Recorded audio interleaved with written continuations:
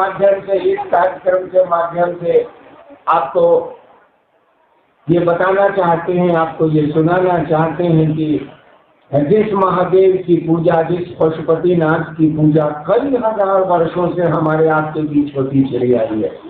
आप जानते होंगे इस बात को कि पशुपति शब्द शिव के लिए इस्तेमाल हुआ है और भारतवर्ष में सबसे पहला शब्द है जो शिव के लिए इस्तेमाल हुआ है। शिव शब्द बाद में इस्तेमाल हुआ है, शिव के और नाम बाद में प्रयुक्त हुए हैं शिव के लिए।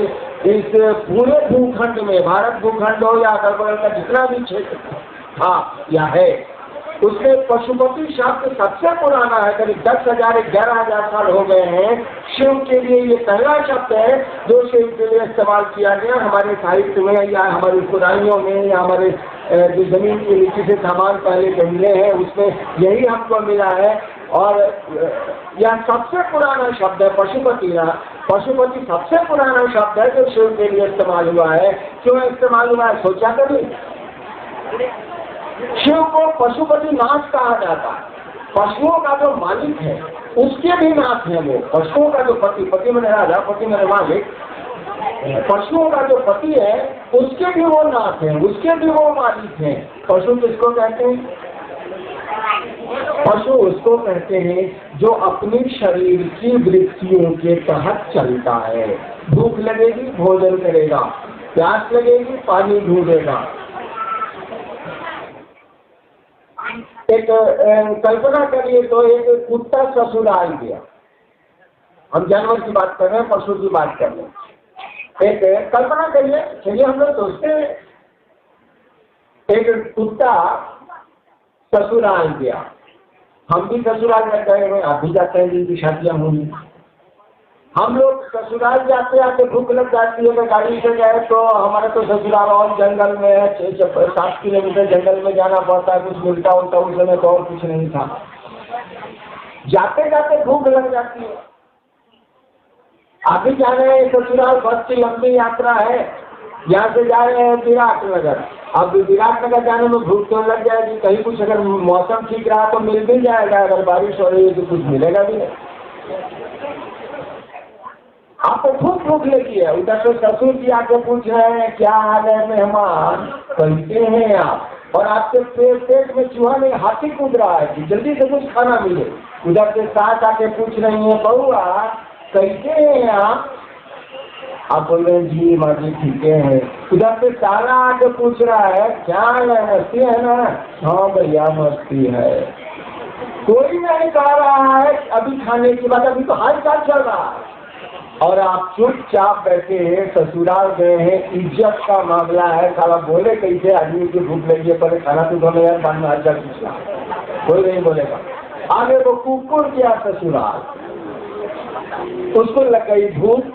उसकी सास पूछेगी का हो कहाँ बा, ससुर पूछेगा कहाँ पर हुआ कैसे हो, वो पूछेगा ही देखेगा, सुनेगा, सुन के सीधे रसोई घर में चला जाएगा, लगेगा भात दाल चपर चपर खाने। देखिए जानवर और आदमी में यही अंतर है। एक जगह आप मांस का टुकड़ा रख दीजिए या खाने का सामान रख दीजिए और 5 कुत्तों को वहां छोड़ दीजिए, उसमें जो सबसे बलशाली होगा, सबसे ताकतवर होगा, वो सबको मार के बना देगा, खा जाएगा। आज आपकी भोरे हुए खाया है, बाकी चारों कुतवा नहीं खाया है गले से। भोरे हुए मोटे कुतवा, मोटा है कमरे खाया वाला तो मोटा है, वो खाया है। अचानक 2 बजे आप उसको खाने के लिए बुला दिया, 5 कुत्ता वहां पर है, खाना दे दिया।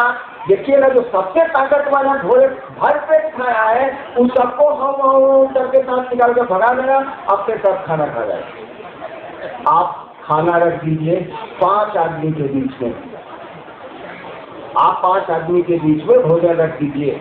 उसमें लोग कहेंगे देखिए ये छोटा बच्चा है, इसको पहले खिला दीजिए, ये बूढ़ी माता जी हैं, इनको पहले खिला दीजिए। अरे हम लोग तो जवान हैं, अब नहीं ही खाएंगे तो क्या हो जाएगा, फिर देखा जाएगा। लेकिन ये बच्चे हैं, बूढ़ी माता जी हैं, माँ बहनें हैं, ये बूढ़ा आदमी है, इसको खाना खिला दीजिए। अरे हम नहीं खाएंगे तो क्या हो जाएगा। देखिए भूख आपको भी नहीं है, लेकिन आप अपनी बुद्धि का प्रयोग कर रहे हैं। कह रहे हैं कि पहले बूढ़ी माँ को तो खिलाइए, ये बूढ़े मामा को तो खिलाइए, छोटे छोटे बच्चे हैं ये भूखे हैं, इनको तो खिलाइए। अरे हमारा क्या, अभी नहीं खाएंगे, शाम में खा लेंगे। देखिए, जानवर आया था तो सबसे बलशाली जानवर जो सुबह में खाया था, बाकी जानवर 2 दिन से नहीं खाए थे, सबको भगा दिया, आपने खा गया। आदमी गया तो उसने विचार किया कि बच्चे हैं, बूढ़े लोग हैं, पहले ये लोग खा लें, इनको अभी भोजन की ज्यादा जरूरत है। अरे हमारा क्या है, आज नहीं तो कल, अभी तो उम्र मेरी कम है, नहीं खाएंगे तब भी चलेगा। पशु का मानी होता है जो अपनी शरीर की वृत्तियों से चलता है। उसको भूख लगेगी तो कुछ नहीं सुनेगा, उसको प्यास लगेगी वो कुछ नहीं सुनेगा, वो अपनी बुद्धि का प्रयोग नहीं करेगा कि हमें बाबू बैठे हैं, कि हमें संस्कृत के बैठे हैं, उल जाएगा चबर चबर खाएगा। अपनी शरीर की वृत्तियों से पशु चलती है।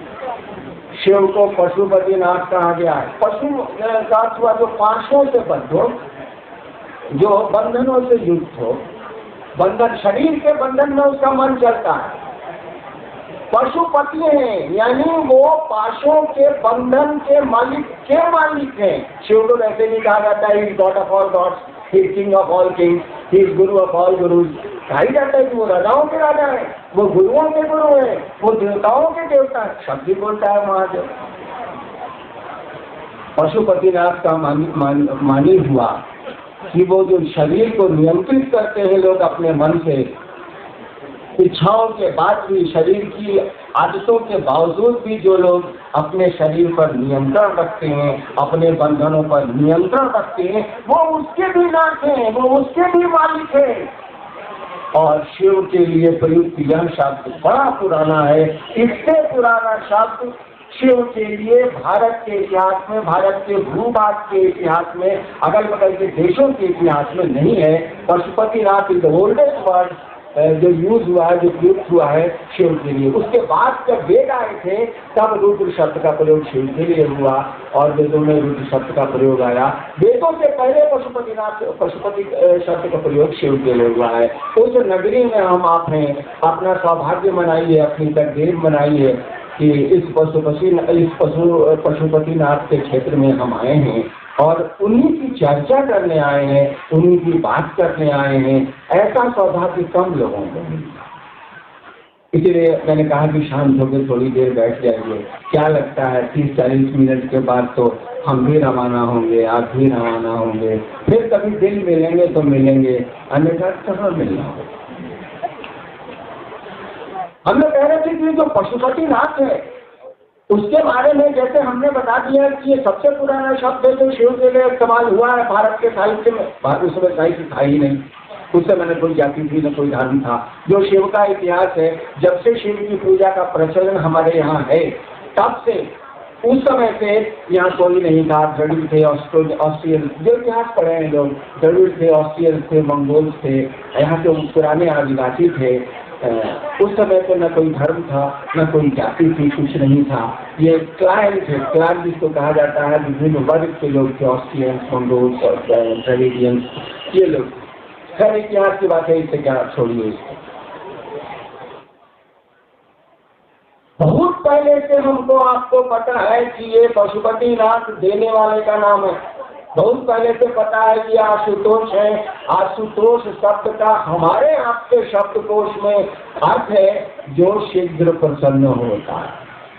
हमारे आपके डिक्शनरी में, हमारे आपके शब्दकोश में, हिंदी के शब्दकोश में या संस्कृत के शब्दकोश में आशुतोष शब्द का अर्थ होता है जो शीघ्र प्रसन्न होता है, तुरंत खुश हो जाता है। हमको आपको पता है कि आशुतोष है, जल चढ़ाने से भी काम चल जाता है। भारत के बंगाल राज्य में दाल बजाने से भी काम चल जाता है। कहीं बेलपत्र जिसको जानवर भी नहीं खाते हैं उसको भी चढ़ाने से काम चल जाता है। ये तुरंत प्रसन्न हो जाते हैं, बड़ी आसानी से प्रसन्न हो जाते हैं। और मैंने तो एक कहानी सुन रखी है कि महाशिवरात्रि का दिन था। एक कहानी है, एक चोर घूम रहा था कुछ चुराने के लिए, तो महाशिवरात्रि के दिन रात भर घर में लोग जगे रहते हैं, शिव का पर्व मनाया जाता है। तो चोर को स्कोप नहीं मिला, मौका नहीं मिला किसी घर में चोरी करने का।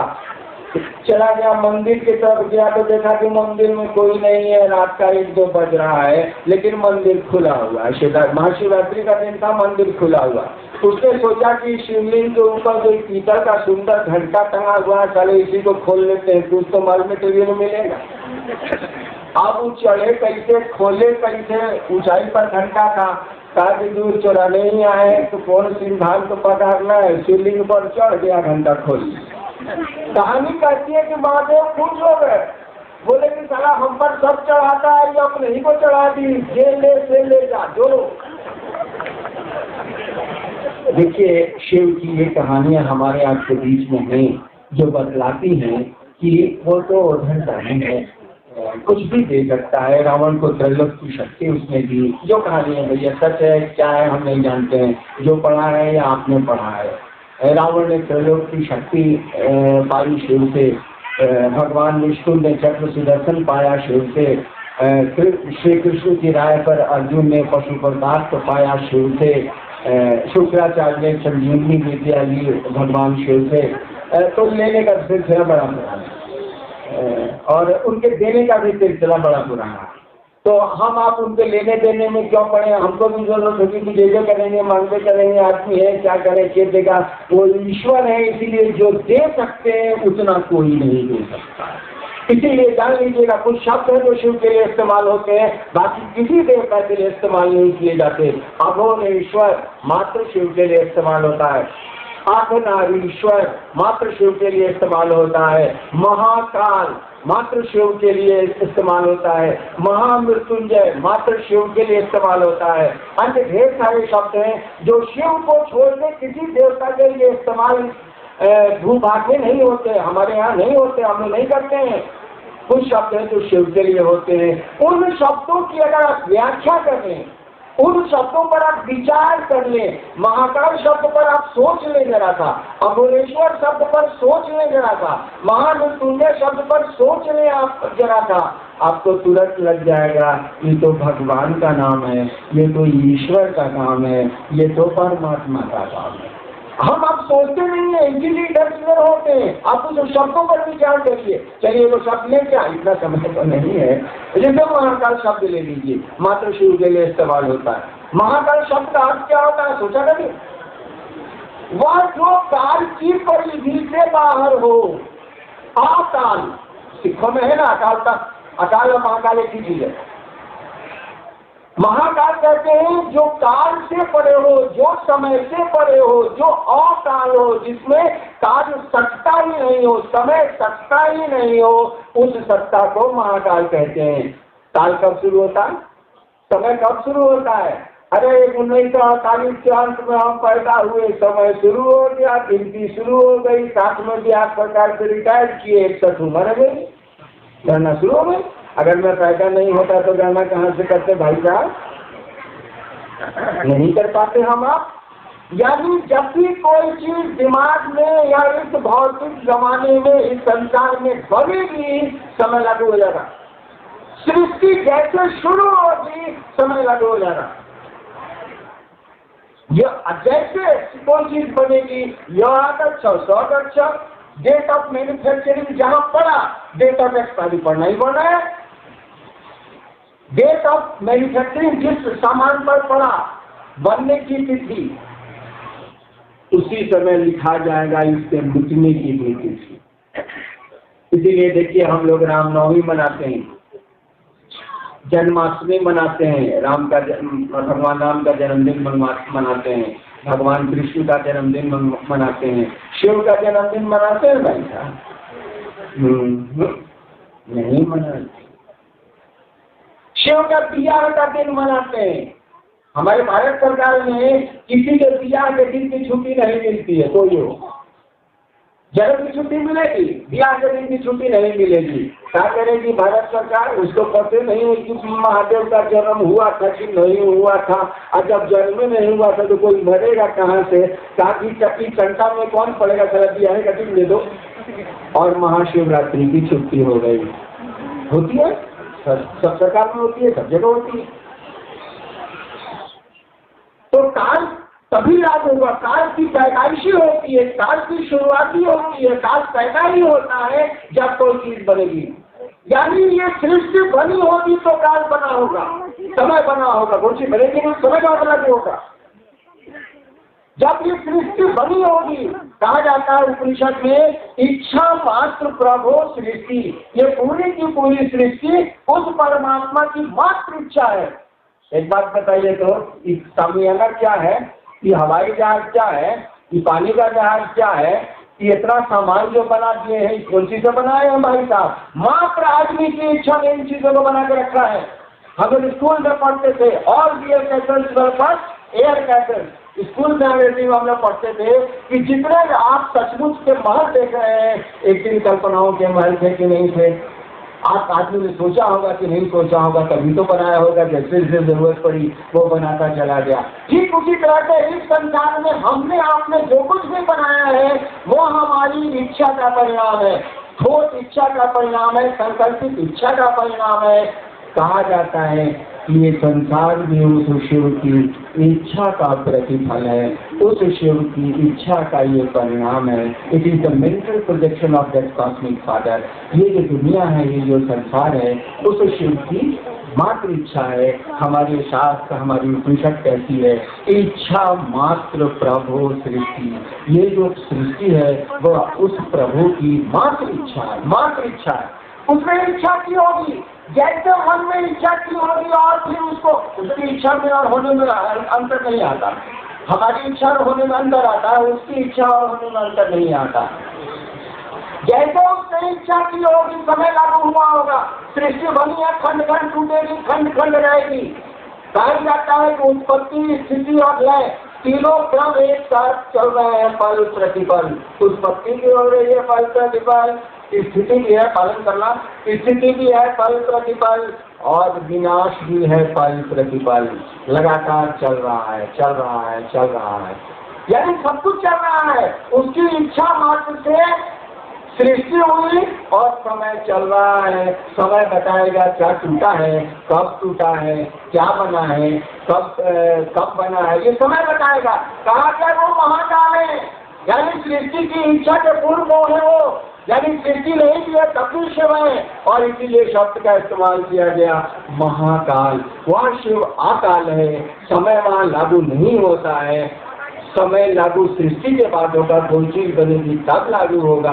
कहा गया, हे शिव सृष्टि के पहले भी आप थे, हे शिव सृष्टि के बाद भी आप रहेंगे। आप तो अकाल हैं, आप तो सत्य हैं, शिवम हैं, सुंदरम हैं। सत्य शब्द का अर्थ होता है जिसमें कभी भी कोई परिवर्तन नहीं होता है। सत्य शब्द का तो अर्थ होता है, आप पढ़िएगा, सत्य का मानी होता है वैसी वस्तु जिसमें कभी भी कोई भी परिवर्तन नहीं होता है। कहा जाता है शिव सत्य है, शिव सुंदरम है, वो ईश्वर की कल्पना है। एक महाकाल शब्द उठाया तो हम कितना समय लग गया, और भी शब्द उठाऊंगा तो आप प्रमाणित हो जाएगा कि ये शिव की परिकल्पना जो है वो ईश्वर की है। सुरासुर पूजित कहा जाता है उनको सुर प्रवृत्ति वाले भी पूजते हैं, असुर प्रवृत्ति वाले भी पूजते हैं। इसलिए शिव को कहा जाता है आप सुरासुर पूजित हैं, सुरों से भी पूजित हैं, देवताओं से भी पूजित हैं। जिनकी असुर प्रवृत्तियां हैं उनसे भी आप पूजित हैं। आप तो सबसे पूजित हैं, सबको देते हैं, सब आपके हैं। ये तो मैं शिव पर बोलने लगा, आया था शिव गुरु की बात करने। लेकिन देखिए, ये जो शिव ईश्वर है तो वो गुरु भी है। शिव अगर ईश्वर है तो वो माँ भी है, बाप भी है, सारे गुण उसमें है, अन्यथा होंगे ही नहीं धरती पर। इस संसार में, इस जगत में, इतने जीवों में जो कुछ भी दिख रहा है उसी का मेंटल प्रोजेक्शन है, उसी की कल्पना है, उसी की इच्छा है। यानी यहाँ जो कुछ भी है सब वहाँ मिलेगा आपको, और वहाँ जो कुछ भी है वो मिलेगा आपको यहाँ। वो गुरु भी है। इसलिए हमारे शास्त्रों ने कहा कि वो गुरु है। सात गुरु नहीं, गुरुओं के गुरु हैं। सात गुराधिपति पति है, अधिपति मैंने लाता हमारी, वो गुराधिपति है, गुरुओं के राजा हैं। कहा वो जगत के गुरु हैं, जगत गुरु नमस्तुभ्यं शिवाय शिवदाय। शांत हमारे बोल गए, साधु हमारे बोल गए, बुजुर्ग हमारे आज भी बोलते हैं कि शिव गुरु हैं। लेकिन इस गुरु का इस्तेमाल हमने आपने नहीं किया। उससे खुशियां ली है हम लोगों ने, उससे रोग मुक्ति ली है हम लोगों ने, उससे बहुत कुछ लिया है हम लोगों ने और हमारे पूर्वजों ने और सबने, लेकिन ज्ञान नहीं लिया, ज्ञान लेने का सिलसिला नहीं चला, ज्ञान लेने की आदत नहीं डाली गई। अरे वो सब कुछ दे सकता है तो ज्ञान भी दे सकता है। हम लोगों ने कहा कि ये गुरु भी है, आप लीजिए इससे, इसकी पूजा करें आप, लेकिन पूजा का तरीका बताएगा कौन, पूजा का रिजल्ट देगा कौन, पूजा के नतीजे देगा कौन, गुरु ही ना बताएगा। भाई गुरु का ही ना काम है। आपको शैक्षणिक ज्ञान चाहिए, पढ़ाई का ज्ञान चाहिए तो कौन देगा? किताबें बिना शिक्षक देंगे, उसके लिए सरकार शिक्षा बाहर करती है, उसके लिए विद्यालय खोले जाते हैं, महाविद्यालय खोले जाते हैं, विश्वविद्यालय खोले जाते हैं बच्चों को ज्ञान देने के लिए, लोगों को पढ़ाने के लिए। ठीक उसी तरह से कहा जाता है आध्यात्मिक गुरु भी अपने शिष्य को अपने जैसा बनाता है। कोई भी गुरु अपने शिष्य को परमात्मा से जोड़ता है, शिव से जोड़ता है, शिव बनाता है। और गुरु ज्ञान देते हैं, इसका अर्थ क्या हुआ? गुरु ज्ञान देते हैं, इसका मानी क्या हुआ? इसका मानी कुछ नहीं है, इसका मानी है कि गुरु समझ देते हैं। हमको आपको समझ है, ऐसा नहीं कि हमको आपको समझ नहीं, हमको आपको समझ है।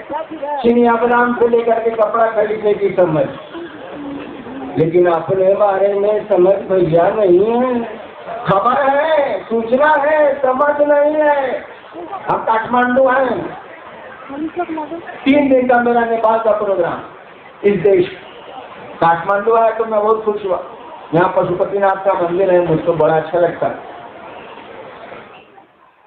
3 दिन के लिए मैं आया हूँ, 3 दिन का सामान लाया हूँ। क्योंकि मैं बाबा धाम में रहता हूँ, लौट जाऊंगा। 3 दिन के लाया हूँ, 3 दिन का सामान लेके आया हूँ। 5 दिन का नहीं लाया, 6 दिन का नहीं लाया, साल भर का नहीं लाया। पूरी इस जीवन के में बहुत सामान इकट्ठे हो गए हैं, कुछ नहीं लाया। केवल 3 दिन के लाया हूँ, तो 3 दिन का सामान लाया, उतने कपड़े लाया हूँ, हो गया। उतने पैसे लाया हूँ, उतने में मैं लौट जाऊँ। जो ऐसा है, इसीलिए कि हमारे पास समझ है, हमको अक्ल है, हमको बुद्धि है, हमको ज्ञान है कि 3 दिन की यात्रा, इसलिए 3 दिन का सामान लेके चलो। हरिनाथ जी जरा बताइए तो इस दुनिया में कितने दिन के लिए आए हैं आप? कोई हमसे पूछे कि हरिनाथ जी आप बताइए इस दुनिया में कितने दिन के लिए आए हैं? आपके बाप दादा है तो नहीं, आपके पिता है तो नहीं, आपकी माँ है तो नहीं, आपकी पत्नी है तो नहीं। आप बताइए आप कितना दिन रहिएगा?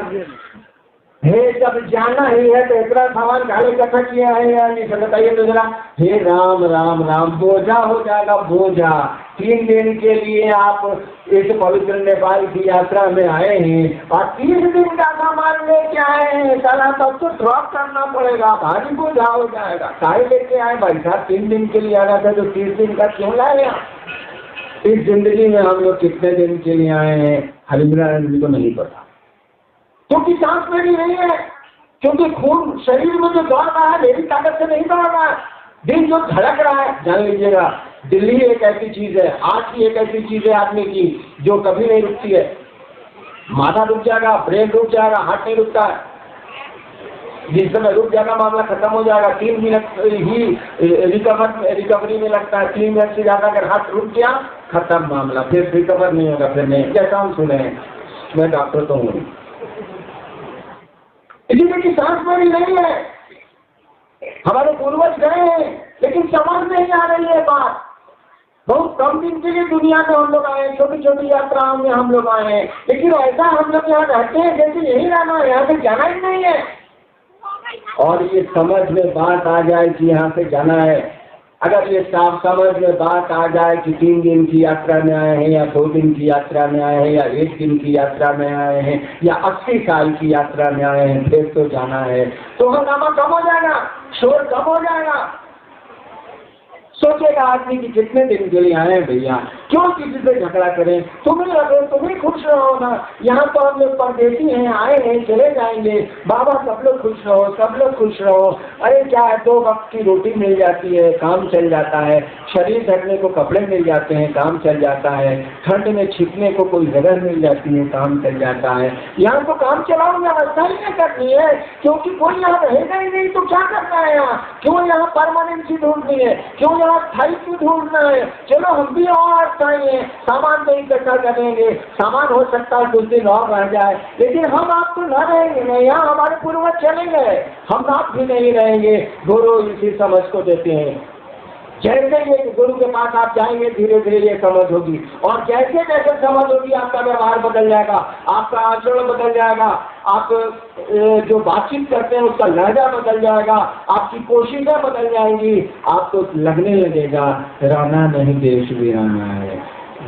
कबीर की लाइन आपको ठीक लगने लगेगी, कबीर की पंक्तियां आपको अच्छी लगने लगेगी। साधु ये मुर्दों का गाँव, कबीर की गीत है ना, साधु ये मुर्दों का गाँव। तब लगेगा कबीर ने ठीक कहा था। अभी तो सुनते हैं तो उसके ट्यूनिंग को अच्छा लगता है, हाँ क्या सुंदर गा रहा है साधु ये मुर्दों का गाँव। ये भला बुझाता ही नहीं है, समझ ही में नहीं आता है। खबर रहती है, सूचना रहती है, समझ नहीं रहती। गुरु इसी समझ को देते हैं, गुरु इसी ज्ञान, समझ में ज्ञान, गुरु इसी ज्ञान को देते हैं। और शिव को गुरु बनाना तो बड़ा, शिव की पूजा भी जितनी आसान है, शिव को गुरु बनाना भी उतना ही आसान है। क्योंकि संबंध हमारा आपका मन बनाता है, कपड़े नहीं बनाते। संबंध आपका आभूषण नहीं बनाता, संबंध पैदा नहीं बनाता, संबंध शरीर नहीं बनाता, मन बनाता है। अगर शरीर बनाता तो पति पत्नी में तलाक के मुकदमे नहीं होते, भाई भाई एक कमरे में सोते हैं और जमीन का झगड़ा नहीं होता। शरीर संबंध नहीं बनाता, मौन संबंध बनाता। मन ही पशुपति आपको प्रणाम कर सकेगा, मन ही पशुपति आपसे जुड़ेगा, मन ही किसी को भाई बनाता है, दोस्त बनाता है, बहन बनाता है, पिता बनाता है, पुत्र बनाता है। सारे हमारे आपके रिश्ते मन से चलते हैं। शिव भी गुरु होंगे तो हमारे आपके मन से, हमारे आपके विचार से, हमारे आपके सोच से। अंग्रेजी बोलूं तो हमारे आपकी थिंकिंग, ये हमारी आपकी सोच। तो शिव मेरा गुरु है, हमको आपको शिव का सिद्ध बना देगी। लेकिन ट्रेन वाला सोच मत तो सोचिएगा, ट्रेन में भी सोचते हैं हम लोग। सामने वाले कहते हैं भाई जी एक रोटी खाइए ना, ए भाई जी देर रात से लेके हम खाना चले, 10-11 बज रहा है, सामने वाले बस लोग आदमी बैठा हुआ है, ए भाई जी बहन जी आप कुछ खाए नहीं है, लीजिए नहीं, लीजिए टिफिन में हम लेके आए। मैं तो एटीएम था सरकार में, मैं अपना आई कार्ड दिखलाता था कि देखिए हम शासन के लोग हैं, हम आपको गुमराह नहीं करेंगे, लीजिए खाइए। और कहता था नहीं सर खा के चले हैं सर, छोड़ दिया जाए। उतना हमारे को छोटा भाई है, IG है भारत में, राजस्थान में, उसको ससुरा को भी हम आज तक नहीं कहा कि बउआ खाना। अरे सर एक चढ़ खाना खाओ, मत करने मत खाओ। लेकिन ट्रेन में दोस्ती होती है तो सामने वाले को हम लोग कहते हैं भैया अरे जरा सा खा लीजिए ना भैया, हम लेके चले हैं घर से, पत्नी रोटी सब्जी बना के दिए, आधा 5 लेते हैं। आज सुबह यात्रा खत्म होती है भाई साहब, वह आपका सह यात्री को पैसेंजर उतरता है, आप भी उतरते हैं, और आपकी सोच, आपकी दोस्ती, आपके विचार, आपके आचरण सब कुछ मिनटों में समाप्त हो जाते हैं। तो अभी सोचा कि शिव मेरे गुरु है। रविन्द्रनाथ ठाकुर ने कहा था ना, वो कलकत्ता में जिनको नोबेल प्राइज मिला था, रविन्द्रनाथ टैगोर जी का नाम सुना है आपने, उन्होंने कहा था अभी का एक चेला, मैं शिव का शिष्य हूँ, अभी नॉट नाजिए चेला चित्ता कैसे देख सीखेला। यहाँ बंगला बोलने की जरूरत तो नहीं है। उन्होंने कहा था कि मैं शिव का शिष्य हूँ। इसी सोच पर अगर आप खड़े रह गए, हे शिव आप मेरे गुरु है, मुझ पर ध्यान करिए, इस सोच पर आप खड़े रह गए, नतीजा बताएं क्या निकलेगा।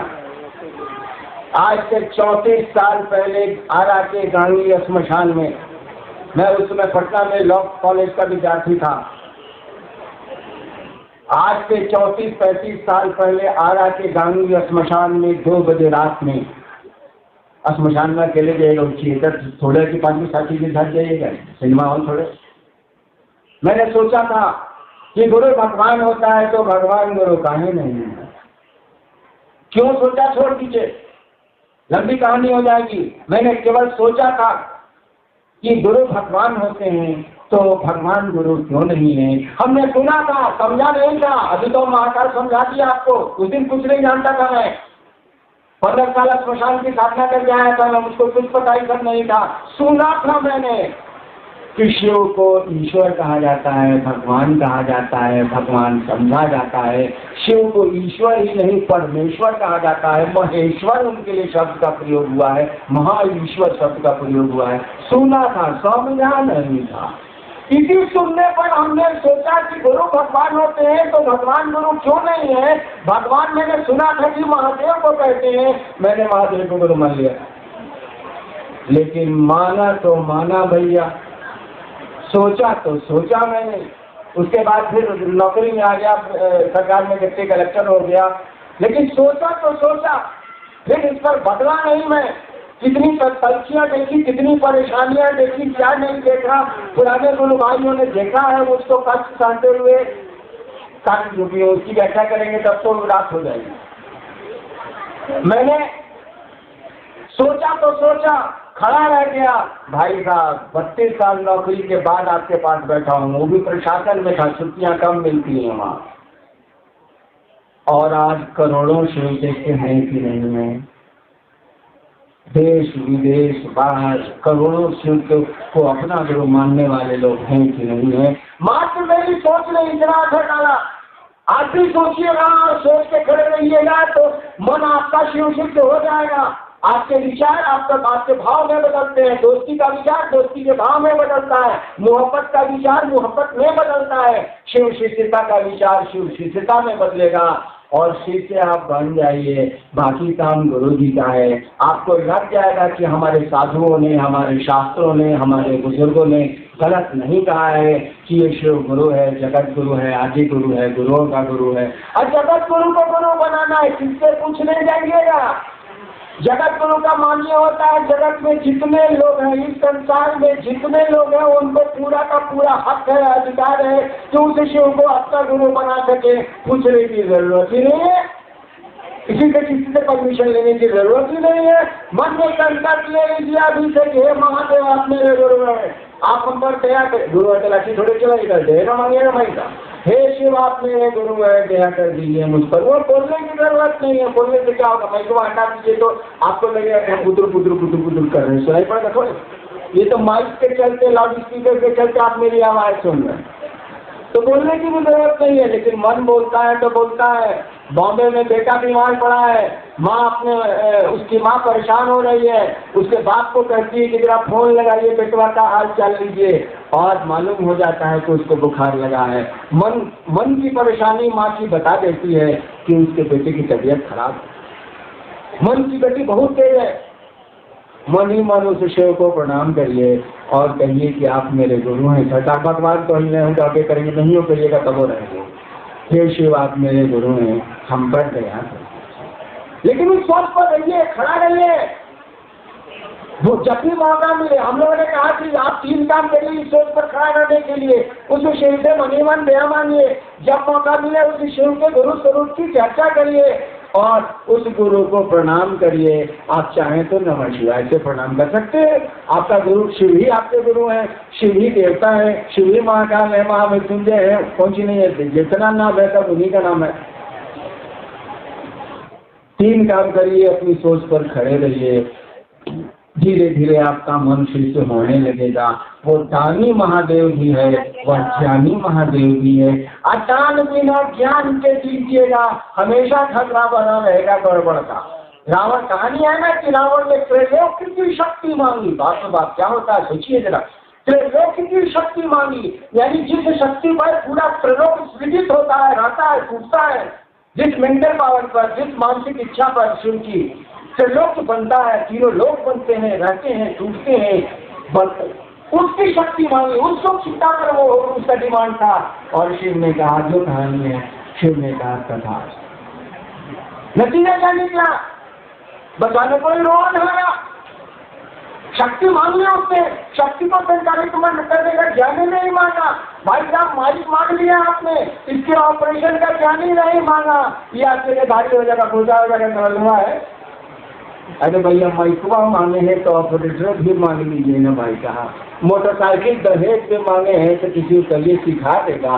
नहीं तो एगो गुरु भाई था, साला भाड़ा पर मोटरसाइकिल चलाने वाला रखता था, अपने पीछे बैठता था, भाड़ा देता था, ड्राइवर अपहाल किए था और उसी से सिर्फ चर्चा करता था। हम कह साला तुम्हारा करम भागल है, मोटरसाइकिल साला 10-11 साल का लेकर चलाता है, तुमसे मोटरसाइकिल नहीं चलता, भाड़ा पर ड्राइवर रखता है मोटरसाइकिल। ऐसा जानते को मिला, हम आज तक नहीं सुना था कि भाई मोटरसाइकिल चलाने के लिए भी ड्राइवर बहाल किया था, हमने सुना।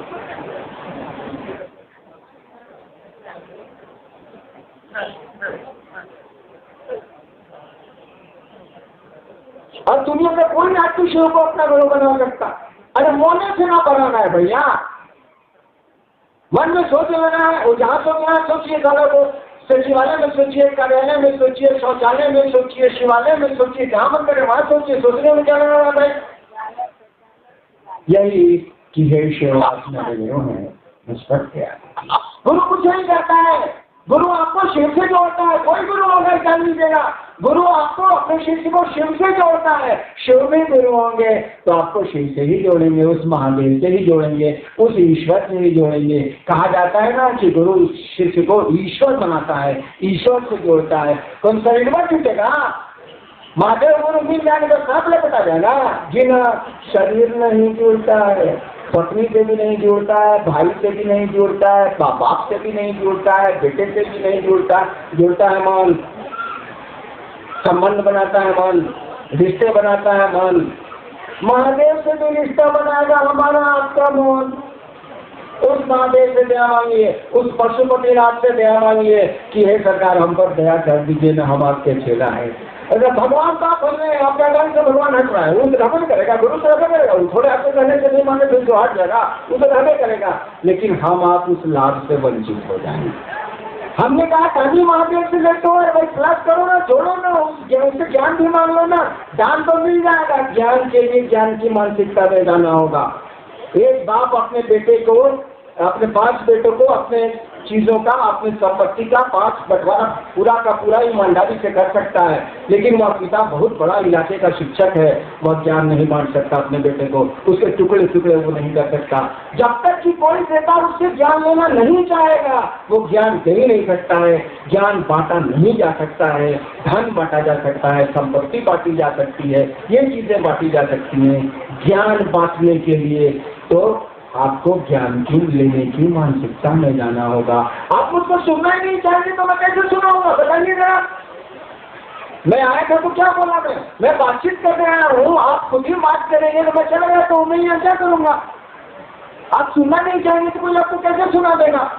ठीक उसी तरह से आप ज्ञान लेना नहीं चाहेंगे, कोई आपको ज्ञान नहीं दे सकता। ज्ञान का बंटवारा नहीं हो सकता है, संपत्ति और धन का बंटवारा होता है। हम लोगों ने कहा कि धन तो उसे नहीं रहे, कौन सी नहीं ले रहे हैं महादेव से? और न देगा तो देगा कौन?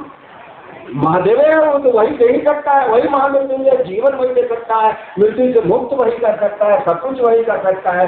लीजिए, लेने में कोई दिक्कत नहीं है, लेना ही पड़ेगा हमको आपको।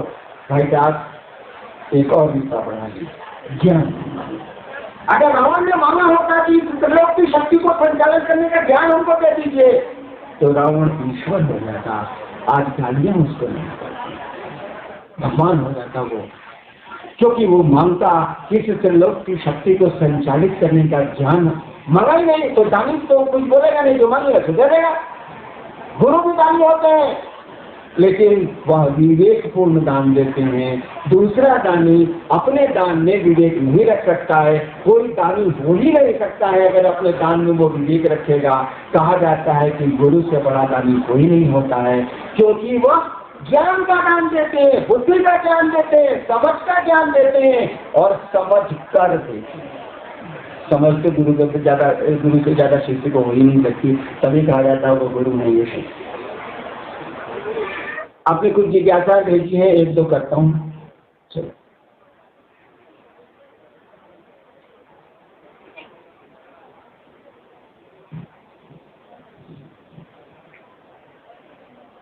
एक भाई को जिज्ञासा है, गुरुमुख होने का अर्थ क्या है? शब्द का अर्थ तो भाई हमको जो समझ में आता है, मुंह गुरु की ओर कर दीजिए, गुरुमुख नहीं ये अर्थ नहीं हो रहा। गुरु के मुंह की ओर अपना मुंह कर दीजिए। शब्द का अर्थ तो ऐसा ही लगता है, ऐसा है नहीं। गुरुमुख का मानी होता है, अभी हम बोल रहे हैं उसको, अभी मैंने कोशिश किया आपको समझाने की। गुरुमुख का मानी होता है आपका मन गुरु के मुंह की ओर हो, मुंह की ओर नहीं, आपका मन गुरु की मुंह की ओर हो। मैंने कहा ना कि मुझको आप सुनना नहीं चाहिए, कैसे सुना देंगे भाई साहब? तो सुनना नहीं चाहिए, आप कैसे सुना दीजिएगा? आप जबरदस्ती का पकड़ में 5 रुपया डाल सकते हैं, ज्ञान नहीं डाल सकते हैं, जेल में नहीं देगा ज्ञान उसका देख लीजिएगा। गुरुमुख का मानी होता है आपका मन गुरु की मुंह की ओर हो, यानी जो गुरु कहे वो आप करें। गुरुमुख का मानी होता है गुरु कहे बाएं जा, आप कहते हैं दाएं जा, जीना ना चले। गुरुमुख का मानी आपका मन गुरु की मुख की ओर हो। अशिष्ट गुरुमुख तो पूछ दिया भाई साहब, अशिष्ट शब्द पूछा। शिष्ट शब्द का अर्थ क्या होता है? शिष्ट शब्द संस्कृत के शब्द धातु से बना है, जिससे बनता है शासन, जिससे बनता है प्रशासन, जिससे बनता है अनुशासन, उसी से बनता है शिष्ट। शिष्ट शब्द का धातु अर्थ है, जिससे बना है वो शब्द। शिष्ट शब्द का धातु अर्थ है जो अनुशासित होने योग्य हो, यानी शिष्ट मैंने कोई गुरु होगा उसका, यानी शिष्ट माने जो गुरु का अनुशासन माने, गुरु जो कहते हैं उसको करे। अंग्रेजी बहुत बढ़िया है, अंग्रेजी को समझाने की जरूरत नहीं। डिसिप्लिन, डिसाइपल, डिसिप्लिन में डिसाइपल वर्ड बना है। डिसाइपल का मानिए तो डिसिप्लिन मानेगा, अगर डिसिप्लिन गुरु का नहीं मानता डिसाइपल नहीं है। अंग्रेजी एकदम ठीक है, उसको समझाने की जरूरत नहीं है, क्योंकि डिसिप्लिन से डिसाइपल बना है। हिंदी में थोड़ा भीतर जाना पड़ता है, उसके धातु अर्थ में जाना पड़ता है। शिष्य का मान्य होता है जो गुरु द्वारा अनुशासित हो सके वह चेला है। महादेव ने कहा जाओ दूसरों को समझाओ कि शिव गुरु है, ताकि तुम भी समझो कि शिव गुरु है। और जब तक समझिएगा नहीं कि शिव गुरु है, आप चेला बन ही नहीं सकते हैं। जब तक किसी को बेटा समझिएगा नहीं, आप बाप बन ही नहीं सकते हैं। जब तक किसी को पत्नी समझिएगा नहीं, आप पति बन ही नहीं सकते हैं। जब तक किसी को दोस्त समझिएगा नहीं, आप दोस्त बन ही नहीं सकते हैं। नहीं देखा है, एक आदमी है जो पत्नी और बच्चों के साथ बड़े मोहब्बत से रहता है, कोई दिमाग की गड़बड़ी उसको हो जाती है, उसी बीवी और बच्चे को मारता है और तब उसका इलाज कराया जाता है, फिर ठीक होता है। उसको समझ लौटती है कि मेरी पत्नी है, मेरे बच्चे हैं, मेरे परिजन है, मेरा परिवार है, वो ठीक व्यवहार करता है। मैट शब्द आप जानते हैं, मेंटल ऑपरेशन डिसऑर्डर। मैट शब्द होता है ना, 3 अक्षरों से बना है, मेंटल एपरेटस डिसऑर्डर। ये मानसिक मशीन जो है गड़बड़ा गई है, इसी से मैं समझ भी करती हूँ। अगर समझेंगे नहीं कि कोई आपका बेटा है, आप बात नहीं बन सकते हैं। अगर समझेंगे नहीं कि कोई आपकी माँ है, कोई आपका पिता है, तो आप पुत्र नहीं बन सकते हैं। आपका मन इसको नहीं स्वीकार करेगा, आपका व्यवहार लड़ जाएगा, गलत हो जाएगा। ठीक उसी तरह से जब तक आप समझेंगे नहीं कि शिव गुरु है, तब तक हम आप शिष्य नहीं बन सकते हैं। इसलिए दूसरा सूत्र आता है कि दूसरों को समझाओ कि शिव गुरु है, ताकि वो भी समझे कि शिव गुरु है और समझ के शिव को अपना गुरु बनाए, और तुम भी समझो कि शिव गुरु है। और जैसे जैसे आप किसी को अपना दोस्त समझने लगिएगा, आपके मन में दोस्ती होने लगेगी। जैसे जैसे किसी को पत्नी समझने लगिएगा, वैसे वैसे आप पति होने लगेंगे। जैसे जैसे शिव को गुरु समझने लगिएगा, वैसे वैसे आप शिष्य होने लगेंगे। बाकी काम तो गुरु जी का है, गुरु जी करेंगे। और दे सकता है सब कुछ, तो ज्ञान में भी दे सकता है सब कुछ। हम लोगों ने कोशिश नहीं की, हम लोगों ने चेष्टा नहीं की, हमको आपको चेष्टा करनी चाहिए। काठमांडू का ये शिव गुरु महोत्सव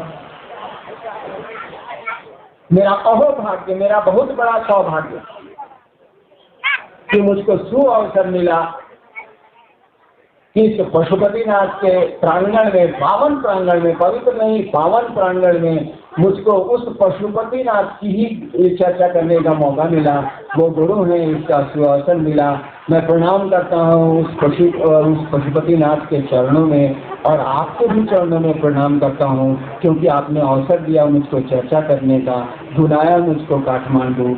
आप सबों के चरणों में मेरा प्रणाम है, आप मेरा प्रणाम स्वीकार करिए। महादेव का चेला हूँ, महादेव तो निहंगी हैं, कुछ है नहीं उनके पास, तब भी वो त्रिलोकीनाथ हैं।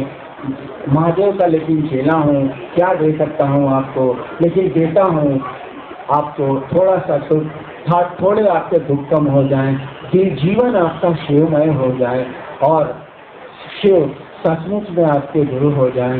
यही अनधिकार आशीर्वाद देना चाहता हूँ और यही अपने गुरु से प्रार्थना करना चाहता हूँ। आप सबों को मेरा प्रणाम, आप मेरा प्रणाम अपने चरणों में स्वीकार करिए।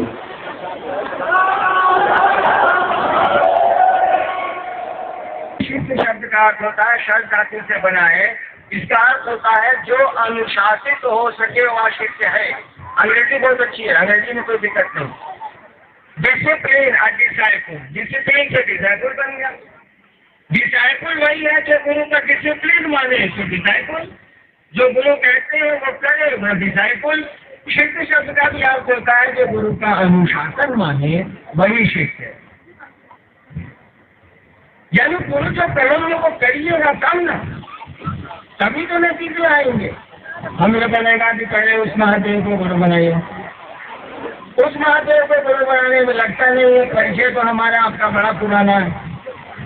आपको पता है नेपाल में जो पशुपतिनाथ का मंदिर है, यह शब्द शिव के लिए प्रयोग किया गया है। सबसे पहले पशुपति शब्द का प्रयोग शिव के लिए हुआ है आज से 11-12 हजार साल पहले। सबसे पहला शब्द है ये जो शिव के लिए प्रयुक्त हुआ है, जो नेपाल की राजधानी में आज भी बहुत इतना नामी मंदिर है, पूरी दुनिया जानती है जिसको, पशुपतिनाथ का मंदिर काठमांडू में जो है। ये जो शब्द है पशुपतिनाथ, ये शिव के लिए सबसे पुराना शब्द है। इससे कोई पुराना शब्द हमारे यहाँ मिला ही नहीं है जो शिव के लिए प्रयुक्त हुआ हो। उसके बाद फिर रुद्र हुआ है, शिव हुआ है, महादेव हुआ है, बहुत सारे शब्द इस्तेमाल हुए हैं, लेकिन सबसे पुराना यही पशुपतिनाथ का शब्द है जो शिव के लिए प्रयुक्त हुआ है करीब 10 से 11 हजार साल पहले। हम लोगों ने कहा कि पशुपतिनाथ की तो पूजा खानदान से अब लोग कर ही रहे हैं। क्या लगता है एक रिश्ता और बढ़ा के जरा देख लीजिए, जांच लीजिए, क्या रिश्ता बढ़ाइए। आप तो भगवान नहीं, आपकी तो पूजा हम करते ही करते हैं। आप मेरे गुरु भी हैं, हम पर दया कर दीजिए। और ये बोलने की जरूरत नहीं है, बोलने से क्या हो जाएगा। मैं बोलूँ और माइक को हटा दीजिए, आप सुनेंगे नहीं। बोलने की जरूरत नहीं है, सोचने की जरूरत है। ये शिव आप मेरे गुरु हैं, हम पर दया। गुरु है तो लाठी नहीं चलाएगा भैया, दया न मानिएगा। हे शिव आप मेरे गुरु हैं, उस पर दया कर दीजिए। आपकी सोच आपको किसी का दोस्त बनाती है। अगर आप सोच लीजिए कि किसी से दोस्ती करेंगे और सोचे रह जाइए तो दोस्ती हो जाएगी। आपकी सोच किसी को आपका दुश्मन बनाती है। अगर सोच नहीं मिली तो दुश्मनी हो जाएगी, सोच नहीं मिली तो दोस्ती हो जाएगी। विचार जिसको बोलते हैं, थॉट्स जिसको बोलते हैं, थिंकिंग जिसको बोलते हैं, या हमारी आपकी सोच हमको आपको शिव का शिष्य बना देगी। मात्र सोचने पर से हम आप सोचे केवल कि शिव मेरे गुरु है, हमारी आपकी सोच उस शिव को हमारा गुरु बना देगी। और जैसे जैसे हमारा आपका मन शिष्य बनता चला जाएगा, वैसे वैसे आपको हमको मालूम होता चला जाएगा कि वो गुरु है कि नहीं है। क्योंकि गुरु ज्ञान देते हैं, क्योंकि गुरु शिष्य को अपने जैसा बनाते हैं। कहा जाता है कि गुरु भगवान होते हैं, इसीलिए अपने शिष्य को भगवान से जोड़ते हैं, एकमेक करते हैं, भगवान बनाते हैं। कोई भी गुरु अपने शिष्य को अपने जैसा बनाएगा। पॉकेट मार को गुरु बना लीजिए, आपको पॉकेट मार बनाएगा। बढ़िया दर्जी मास्टर है, सिखलाता है, उसको अपना उस्ताद बना लीजिए, शागिर्द बन जाइए उसके, आपको बढ़िया से बढ़िया दर्जी बना देगा। संगीतज्ञ का चेला बन जाइए, आपको बढ़िया से बढ़िया संगीतज्ञ बना देगा। कहा जाता है कोई भी गुरु अपने शिष्य को अपने जैसा बनाता है।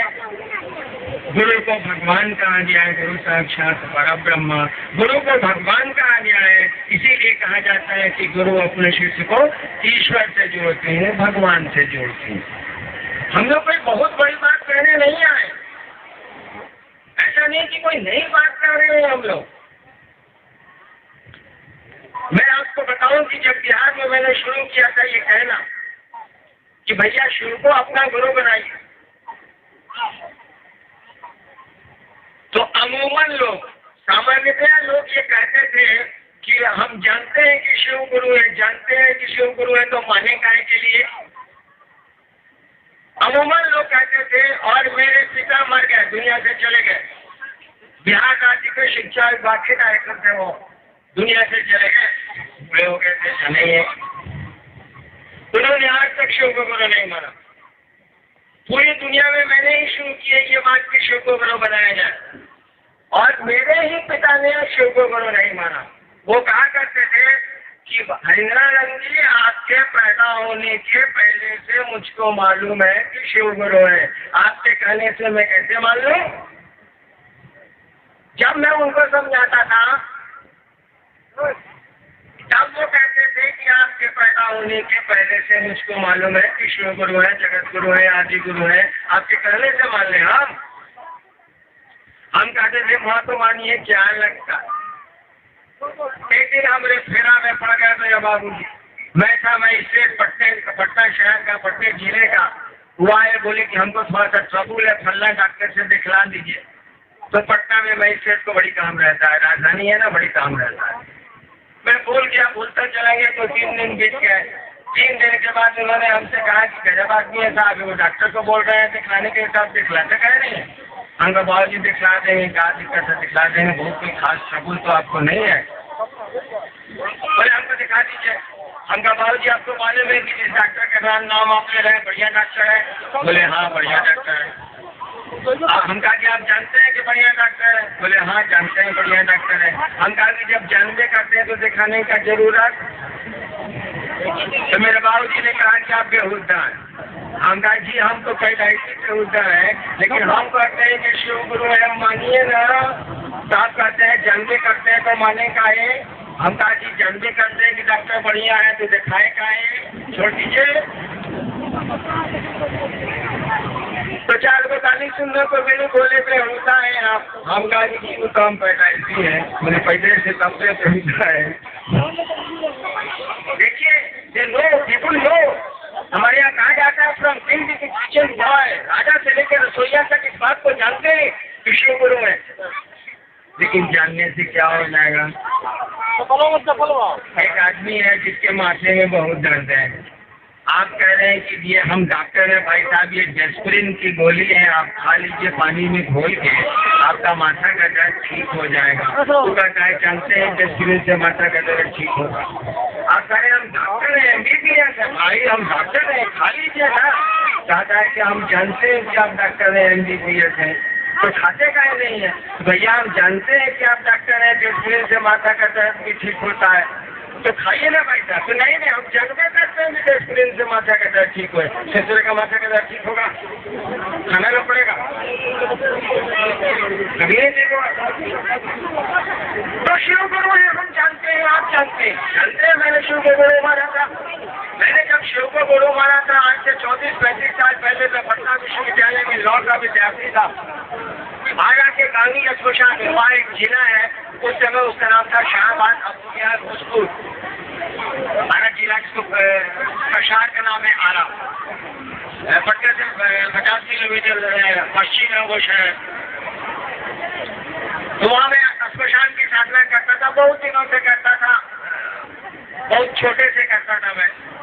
क्यों करता था छोड़िए, लंबी कहानी हो जाएगी, लेकिन करता था। आरा के गांधी स्मशान में मैं 2 बजे रात में कुछ ऐसी घटना मेरे साथ घट गई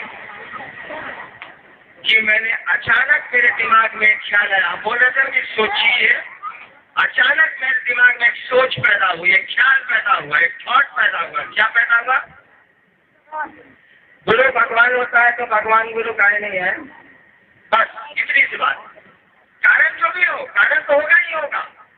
कोई आदमी कह रहा है कि बिल्ली ने पंजा मार दिया मुझको, अब आप सोचिएगा एक कारण जरूर होगा, क्योंकि बिल्ली तो आदमी को देखे भागती है, इसको पंजा कैसे मार देगी? जरूर इसको कोना में घेरित होगा, कभी एक पंजा चलाइए, इसे चलाती नहीं है, बिल्ली तो भाग जाती है आदमी को देख के। तो मैंने भी जो सोचा, इसके कारण बहुत सारे हैं, उन कहानियों को छोड़िए, लेकिन मैंने सोचा कि गुरु भगवान होता है तो भगवान गुरु का है। मेरे दिमाग में पहले से बैठा हुआ था कि भगवान महादेव को कहते हैं, भगवान शिव को कहते हैं। मेरे पिता बहुत पढ़े लिखे लोग थे,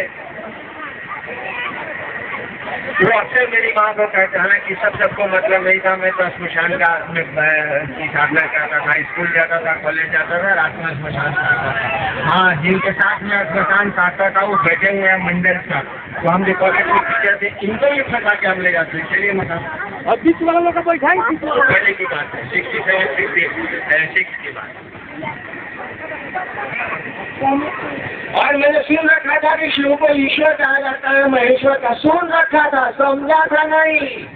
सुनने और समझने में अंतर होता है भैया, भाई साहब, सुनने और समझने में अंतर होता है। हम लोगों ने सुन रखा है कि हम लोग के पूर्वज गए, हम लोग भी जाएंगे। हम लोग ने सुना है क्या हम लोगों के पूर्वज गए, देखा भी है। हम लोग ये भी सुनते हैं कि हम लोगों को भी जाना पड़ेगा। देखा ही है तो सुनेंगे क्या? समझते नहीं है, बिल्कुल समझ नहीं है हम लोगों को कि यहाँ से जाएंगे। जिस दिन समझ पैदा हो जाए इसी समझ को ज्ञान बोलते हैं।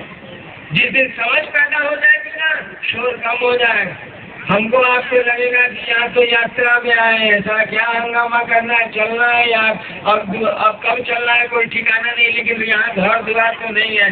भैया कहा किससे झगड़ा करेंगे, हाथ जोड़ लेते हैं, माफी मांग लेते हैं, भैया हम ही को सब जाते हैं, आप बैठ जाइए, कोई बात नहीं है। कितना दिन यहाँ रहना है भाई साहब, बहुत बड़ी छोटी यात्राओं में हम आए हैं। अगर ये समझ आ जाए तो जीवन का क्या कहते हैं, आउटलुक जिसको बोलते हैं, जीवन में आचरण आदमी का बदल जाएगा, जीवन में हमारी आपके रहने की शैली बदल जाएगी, व्यवहार की शैली बदल जाएगी। मालूम तो है, जानकारी तो है, इल्म नहीं है। जानकारी और इल्म दो चीजें होती है। हमको आपको सूचना है, समझ नहीं है।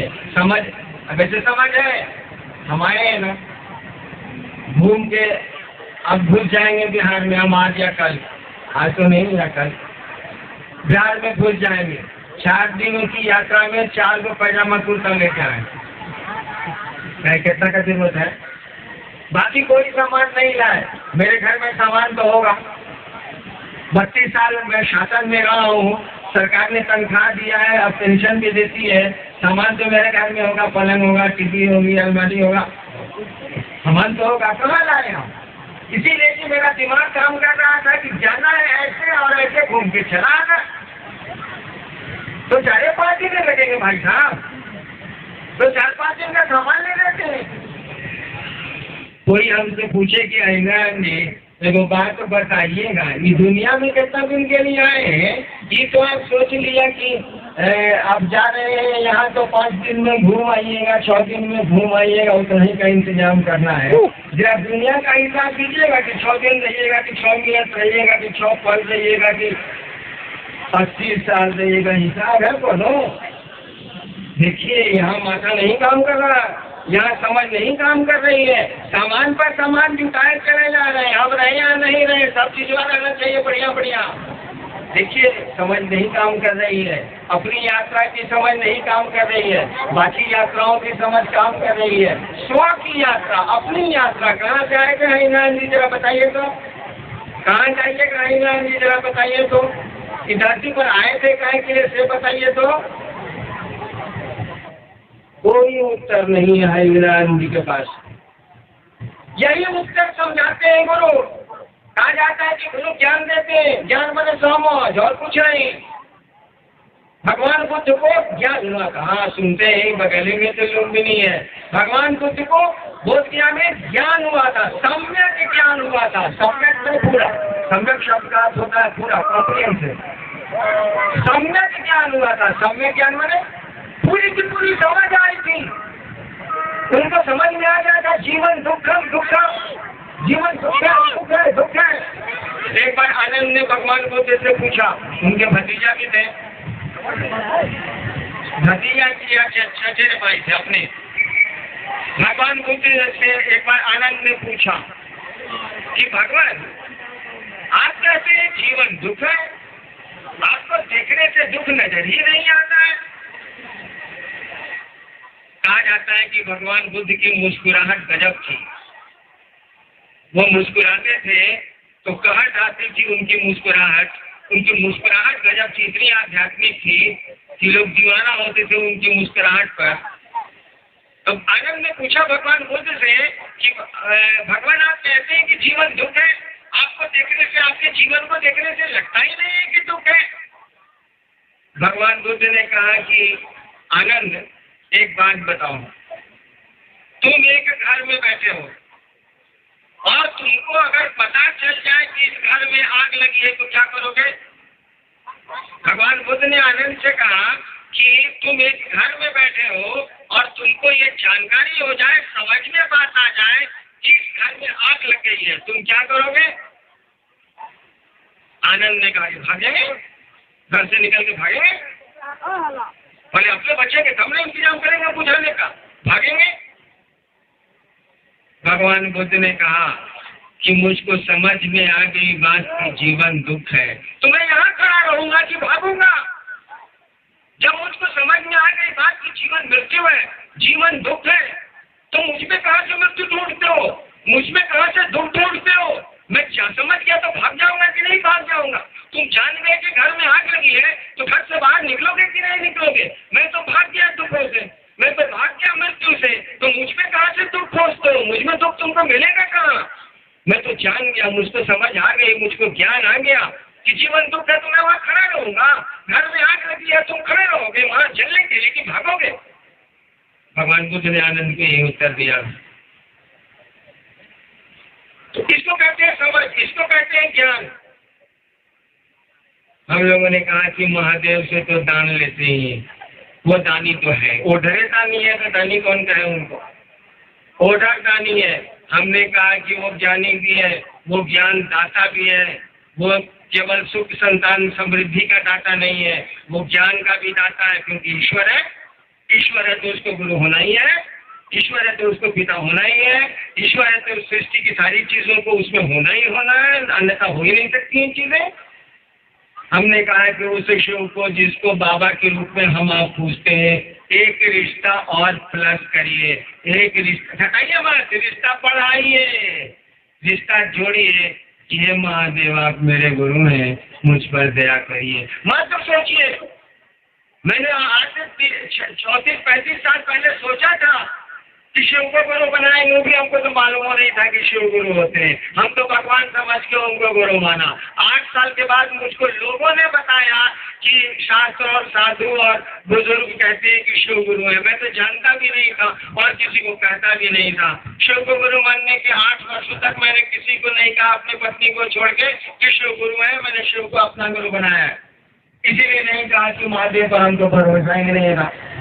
मैंने प्रेत देखे थे शिव के रूप में स्मशान में, मुझको लग गया कि महादेव आवेगा कि प्रेत आवेगा, साला हम बुझेंगे कैसे, समझेंगे कैसे, और मुझको कोई भरोसा नहीं था महादेव पर। 8 वर्षों के बाद जिस काम के लिए मैं गया था, आप हंसिएगा, किस काम के लिए गए थे? बहुत रद्दी काम के लिए हम महादेव के पास गए थे, गुरुओं के पास भी गए थे बहुत रद्दी काम के लिए। और लोग तो बेटा मांगने जाता है, या दुख हटाने जाता है, या समृद्धि मांगने जाता है, या धन मांगने जाता है। इसकी हमको बहुत जरूरत उस दिन भी नहीं थी, आज भी नहीं है। मेरे पिता 1952 में स्टेट हुए थे, मैं 1975 में मैं स्टेट हुआ बिहार सरकार में, तो इसकी जरूरत हमको नहीं थी। मैं क्या था, चमत्कार सीखने को, बाबा बनेंगे, जादू से दिखलाएंगे, टोना दिखलाएंगे, ये सब था। कहा है कि हमको दूसरे पर जमाने का मन करता था, थे बड़े दुबले पतले हम, हमको लोग कहता था कि तेज हवा बहेगी ना, तेज जियो साहब का बेटवा को दिया आ जाएगा। मैंने हम बहुत दुबले पतले थे, सोचते थे कि जमाएंगे सब पर, कि हम भी काफी नहीं थोड़ा पढ़ने लिखने का हमको कभी मन नहीं किया आज तक मैं पढ़ा लिखा नहीं। अब कैसे मैं भारत सरकार की नौकरी में आया और फिर बिहार सरकार के प्रशासन में चला गया, मुझको ही नहीं पता चलता है। तो मैं जमाने के लिए चमत्कार सीखने गया था बचपन से, यही सीखने महादेव के पास गया। 8 वर्षों तक शिव को गुरु माना, बिना भरोसा किया, किसी को कहा भी नहीं। इसी बीच में मैं डिप्टी कलेक्टर हो गया बिहार में, मुझको सरकार ने मजिस्ट्रेट बना दिया। मधेपुरा एक जिला है बिहार का, वहाँ मैं चला गया। वहाँ जब मैं जिला स्कूल में पढ़ता था तो 9वां 10वां 11वां स्मशान जाता था स्कूल में, तो वहाँ तो साथी मेरे स्कूल में स्मशान जाते थे, वही मैं दंडाधिकारियों के आ गया, मिलने आए लोग। हमने कहा कि भैया आप जो स्मशान काट रहे हैं 40 साल से, महादेव को गुरु मानिए। पहले तो वही उत्तर दिया कि जानते हैं शिव गुरु है तो माने का है, तो फिर उसको तो समझा दिया हमने। उसके बाद उन लोगों ने कहा कि हम जानते हैं पहले से कि शिव गुरु है। हम तो जानते नहीं थे, हम तो भगवान समझ के उनको गुरु बनाया था। तब वहाँ की लाइब्रेरी से मैंने किताबें मंगवाई और पढ़ा मैंने। अब तो बता दूंगा किस किताब में क्या लिखा है, लेकिन 8 साल तक हमको कुछ पता नहीं था। केवल मेरी सोच भी शिव को गुरु बनाएंगे, उनकी भगवान समझ के उस सोच पर मैं खड़ा रह गया। नतीजे क्या निकले? आज देश विदेश में करोड़ों शिव को अपना गुरु मानने वाले लोग हैं कि नहीं है? मात्र मैंने सोचा था और उस सोच पर खड़ा रह गया। आप ही केवल सोचिए कि शिव मेरे गुरु है, इसके नतीजे आ जाएंगे केवल यह। लेकिन सोच रेलगाड़ी वाला नहीं। रेलगाड़ी में क्या होता है? सामने वाले से रात भर के लिए खूब दोस्ती होती है। अरे बाप रे बाप, गजब दोस्ती होती है। भाई साहब एगो रोटी खा लीजिए ना, एगो रोटी खा लीजिए, एगो रोटी। अपने सहोदर भाई को नहीं पूछेगा कि एगो रोटी खा लीजिए, लेकिन ट्रेनों में बसों पर आगे रहेगा ना वो, तो उसे पूछेगा भाई साहब आप टिफिन लेके आए, एगो रोटी खा लीजिए। नहीं एगो रोटी नहीं सर, नहीं सर हम खाए हुए हैं सर, हम खा के तेरा से चले हैं, ट्रेन पर चढ़े हैं, ये रोटी अच्छा को पीछे खा लीजिए। भला अपने सहोदर भाई को नहीं पूछेगा, ट्रेनों में पूछता है सामने वाले से। आज सुबह यात्रा खत्म हुई, आपका सहयात्री कहीं गया, आप कहीं गए और आपकी दोस्ती भी खत्म हुई। ऐसी दोस्ती मत करिएगा, ऐसा रिलेशन मत बनाइएगा, ऐसे रिश्ते मत बनाइएगा, ऐसी सोच मत रखिएगा। शिव से संबंध जोड़ा है तो इस सोच पर कायम रखिएगा, इस सोच पर खड़े रहिएगा। देखते हैं कुछ जिज्ञासा आई हैं तो करते हैं। इतनी गर्मी है कि आप परेशान हो रहे हैं, मैं तो परेशान हो ही रहा हूँ।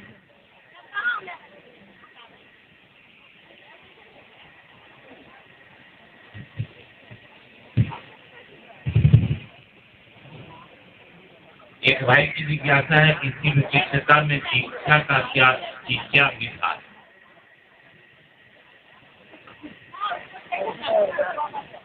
सवाल सुना? एक भाई ने पूछा है कि शिव शिष्यता में दीक्षा का की क्या विधान है? दीक्षा की क्या विधान, तो भाषा गलत हो जाएगी। क्या विधान कहिए, क्या प्रावधान कहिए? दीक्षा तो विधा है। एक बात जान लीजिए, दीक्षा शब्द जो बना है संस्कृत के दीक्ष शब्द से बना है। संस्कृत का श्लोक है दीप ज्ञानम क्षयते पापम। उसी के दीप ज्ञान से का दी ले लिया गया और क्षयते ज्ञान से अक्षो ले लिया गया, दोनों को जोड़ा गया और शब्द बना दीक्ष। उसी का स्त्रीलिंग रूप है दीक्षा। दीक्षा का मानी होता है गुरु द्वारा ज्ञान का वह दीप चलाया जाना जिससे शिष्य के पापों का क्षय होता है, शिष्य के संशय का क्षय होता है, उसको बोलते हैं दीक्षा। पहले के जमाने में शिष्य कहीं होता था, गुरु कहीं होते थे और शक्तिपात दीक्षा होती थी। गुरु अपने शक्ति से ज्ञान का दीप शिष्य में जलाते थे और उस शिष्य का की चेतना का परिमार्जन शुरू हो जाता था, उस शिष्य में समझ आने लगती थी। दीक्षा का अर्थ यह नहीं होता है कि गुरु जी आपके सामने बैठ के आपको समझाए। दीक्षा का अर्थ होता है कि गुरु की दया आप पर कितनी है। अगर कोई सदगुरु है तो कहा जाता है, शास्त्र हमारे कहते हैं, हमारा तंत्र हमको आपको कहता है, पढ़िएगा तो कहा जाता है गुरु की दया ही दीक्षा है। तंत्र में ये व्याख्या की गई है कि गुरु की दया ही दीक्षा है। गुरु शिष्य पर दया करेंगे तो दीक्षा का प्रारंभ होगा, दीक्षा होगी, शिष्य में ज्ञान का दीप जलेगा, उसकी चेतना का परिमार्जन होगा, उसके कर्म फल के बंधन टूटेंगे। दीक्षा शब्द का अर्थ होता है गुरु की दया। गुरु की दया से जला हुआ ज्ञान का दीप जो शिष्य के मन में जगता है और चेतना का परिमार्जन। एक भाई की जिज्ञासा है कि शिव चर्चा शिवोपासना का हाईटेक है, इस पर प्रकाश डालने की कृपा करें।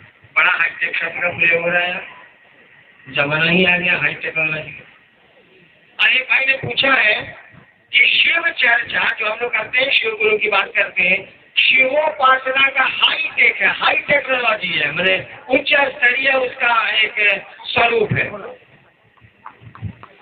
जैसे कार का पंखा का हाईटेक है एयर कंडीशनर, कार के पंखे का हाईटेक है पेडेस्टल, हाईटेक हो गया, उसके हाथ से ऐसे ऐसे ऐसे ऐसे माँ कर रही है, पेटा सूत रहा है, माँ गिर रही है, पंखा भी पेटा पर गिर रहा है, उसका हाईटेक हो गया कि ऐसे रिमोट दाबिए गन गन गन गन गन गन चल रहा है, हाईटेक हो गया, उसकी हाई टेक्नोलॉजी हो गई, उसका उच्चतर और उच्चतम स्वरूप हो गया। अच्छा, एक बात बताइए, सवाल तो हुआ है कि शिव चर्चा शिवोपासना का, शिव की उपासना का हाईटेक है। शिव की उपासना में क्या करते हैं, या किसी की उपासना में पूरी दुनिया में क्या किया जाता है, छोड़िए हम लोगों का देश तो छोड़िए, पूरी दुनिया में किसी की उपासना में क्या किया जाता है, किसी देवता की किसी की उपासना में पूरी दुनिया में क्या किया जाता है, उस देवता की उसके मुंह पर प्रशंसा की जाती है, और क्या किया जाता है, बजरंगबली के पास क्या है, जय हनुमान ज्ञान मूसा का जय कपीर लोग पूजा, इससे ज्यादा हमको याद नहीं। इसका अर्थ क्या हुआ, जय हनुमान, हे हनुमान तुम्हारी जय हो, ज्ञान और गुण के आप सागर हैं, उनकी बड़ाई बढ़ेंगे। शिव के पास जाते हैं, नमामि शिवाय, इसके बाद फिर हमको याद नहीं। यानी हे ईश्वर, आपको मेरा प्रणाम है, आप पढ़ाई कर रहे हैं उसकी। रुद्राभिषेक जो होता है, जो रुद्राभिषेक माने रुद्र का अभिषेक, रुद्र शब्द का जो रुलाता है या रुलाने की ताकत रखता है। रुद्र शब्द का मानी क्या होता है, आप बोलते हैं ना, एकादश रुद्र है, शिव महारुद्र है। ये रुद्र शब्द का अर्थ क्या होता है, रुद्र शब्द का अर्थ होता है, वेदों में प्रयुक्त हुआ है, रुद्र शब्द का अर्थ होता है जिसको रुलाने की ताकत हो या जो रुलाए, दोनों शब्द से रुद्र बना है। तो हम लोग शिवोपासना में या किसी देवोपासना में क्या करते हैं, उपासना में क्या करते हैं हम लोग, उस देवता की उसके मुंह पर प्रशंसा, महादेव के पास गया उनकी बड़ाई किया,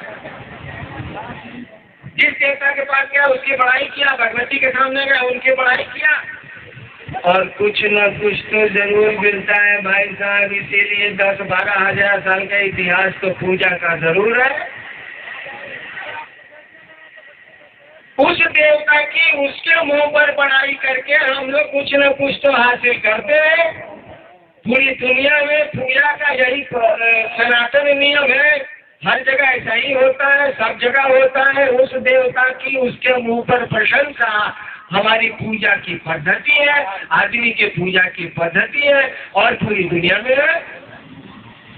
शिव चर्चा क्या है भाई साहब, शिव के बारे में, शिव के गुण स्वरूप की चर्चा हम आप में करते हैं, दूसरों से करते हैं। जिन्होंने शिव को शिव कहा है उन लोगों को हम लोग सुनाते हैं। बताइए, मेरी प्रशंसा आप मेरे मुंह पर करिए या मेरी प्रशंसा आप लोगों के बीच में करिए, कौन प्रशंसा सबसे बढ़िया, मेरी प्रशंसा हमने मुंह पर करिए। आप माई के तो बाबू जी की प्रशंसा बाबू जी के मुंह पर करिए, आप बाबू जी की प्रशंसा पूरे मोहल्ला में करिए, कौन बढ़िया, मोहल्ला में किया तब ना लोग जानेंगे कि आपके बाबूजी ऐसे हैं ऐसे हैं ऐसे हैं। अब बाबूजी के मुंह पर बड़ाई कर रहे हैं तो बाबूजी तो जानिए रहे कि ससुर का पकड़ कर रहा हम जो है सबको मालूम है। शिव, इसीलिए कहा जाता है शिव की चर्चा शिवोपासना का हाईटेक है। ठीक सवाल किया है आपका उद्घोषक ने, हाईटेक है शिव की चर्चा, शिव के मुंह पर तो फिर करिए, क्या दिक्कत है भाई। तो हम लोग कही रहे कि आप पूजा करें, शिवोपासना करें, कोई दिक्कत नहीं है, लेकिन दूसरों के सामने शिव की चर्चा शिवोपासना का हाईटेक है। आप चर्चा करके देखिए, आपको जो पावर्स आते हैं, शक्तियाँ आती है, पूजा से बहुत ज्यादा मात्रा में आती है। हम लोगों ने तो करके देखा है, आप भी खुद टेस्ट रिजल्ट आप भी कर लीजिए। देखिए बड़ी गर्मी है और आप इस गर्मी में हैं, मुझको बहुत अच्छा नहीं। ये नारायणगढ़ में शिव गुरु महोत्सव आपने आयोजित किया और मेरा सौभाग्य कि इस आयोजन में मुझको शामिल होने का अवसर मिला। मैं महादेव का चेला हूँ, शिव मेरे गुरु है, देने के लिए मेरे पास कुछ नहीं है, लेकिन अपने गुरु शिव से ये प्रार्थना करता हूँ कि आपका जीवन सुखमय हो, आपके थोड़े दुख कम हो जाए, आपका जीवन शिवमय हो और आप सचमुच में शिव के शिष्य बने। शिव का शिष्य शिव जैसा होता है। इतना समय तो है नहीं कि मैं समझाऊं कि शिव जैसा का क्या अर्थ होता है। शिव का शिष्य शिव जैसा होता है। मैं अपने गुरु से प्रार्थना करूंगा कि आपका जीवन शिवमय हो, आप सचमुच में शिव के शिष्य बने और उस शिव के शिष्य के रूप में मैं आपको अनधिकार बिना अधिकारी आशीर्वाद देना चाहता हूँ कि आपका जीवन सुखमय हो, शिवमय हो, आप शिव के सचमुच में शिष्य बने। इसी प्रार्थना और इसी अनधिकार आशीर्वाद के साथ आप सबों के चरणों में, जहाँ तक मेरी आवाज़ जिनके कानों में जा रही है, उनके चरणों में अपना प्रणाम निवेदित करता हूँ। आप मेरा प्रणाम स्वीकार करिए।